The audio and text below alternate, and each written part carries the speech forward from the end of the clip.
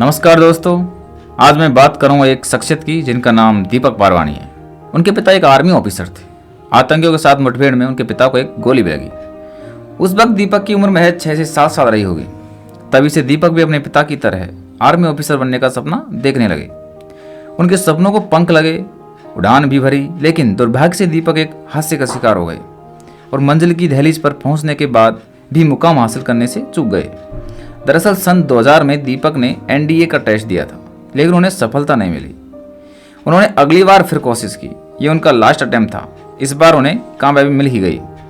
इस समय वे इंजीनियरिंग कर रहे थे। तीसरे सेमेस्टर में अपनी पढ़ाई छोड़कर वे ट्रेनिंग के लिए पुणे चले गए।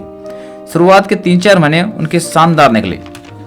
इसी बीच एक दिन रनिंग के दौरान उनके कंधे में चोट लगी। हालांकि कुछ ही दिनों में उन्होंने रिकवर कर लिया, लेकिन उन्हें चोट लगने का सिलसिला थमा ही नहीं। एक के बाद एक ऐसे करके वे कई बार चोटिल हुए, लेकिन जुनून ऐसा रहा कि उन्होंने हर बार कमबैक भी किया।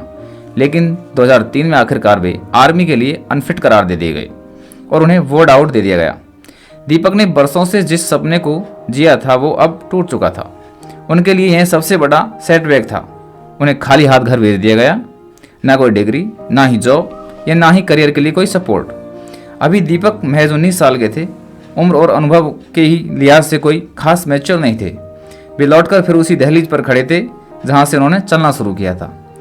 कुछ महीने अपसेट रहने और ट्रीटमेंट के बाद दीपक को उनके पिता और परिवार ने संभाला और उन्हें वापस इंजीनियरिंग करने के लिए प्रेरित किया। दीपक ने जैसे तैसे खुद को संभाला और दीपक जब वापस इंजीनियरिंग करने अपने कॉलेज में पहुंचे तो उनके साथ के बच्चे फाइनल सेमेस्टर में थे, जबकि दीपक को तीसरे सेमेस्टर से पढ़ाई करनी थी। उनके लिए यह चैलेंजिंग टास्क तो था ही, साथ ही कई लोगों के ताने भी सुनने पड़े। दीपक कहते हैं कि उस दौरान कुछ स्टूडेंट मेरा मजाक उड़ाते थे और कुछ को तो लगता था कि ये काबिल ही नहीं है, इसे वहाँ से भगा दिया गया है। कोई सच सुनने और समझने के लिए तैयार ही नहीं था। मुझे तकलीफ तो बहुत होती थी, लेकिन कर भी क्या सकता था। बाद में मैंने तय कर लिया कि मुझे आगे बढ़ना है। मुझे किसी को कोई सफाई नहीं देनी है। जिसे यकीन करना है करे, जिसे नहीं करना है ना करे। जिसे मेरी आलोचना करनी है करे। मुझे सिर्फ करियर पर फोकस करना है।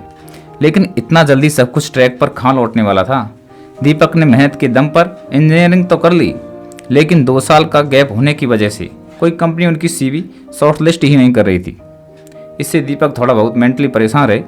वे कहते हैं कि मैं चाहता था कि मैं कंपनियों को अपनी आप बीती बताऊं, लेकिन कोई मौका ही नहीं मिल रहा था।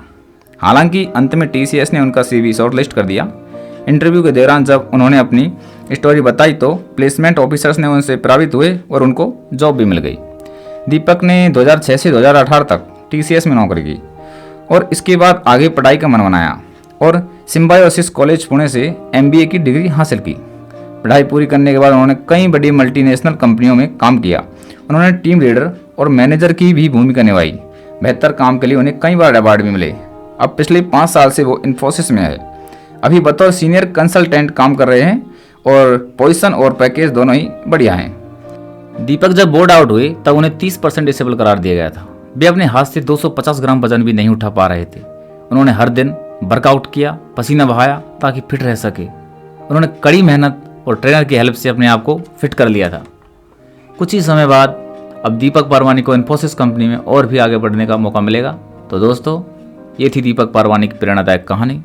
हम अपने जीवन में काफ़ी इससे कुछ सीख सकते हैं। अगर आप मेरे चैनल पर नए हैं तो सब्सक्राइब करें मेरा चैनल और बेल आइकन जरूर दबाएं। शेयर करें, लाइक करें ताकि मेरी वीडियो की नोटिफिकेशन आपको जल्दी से जल्दी मिल सके। धन्यवाद।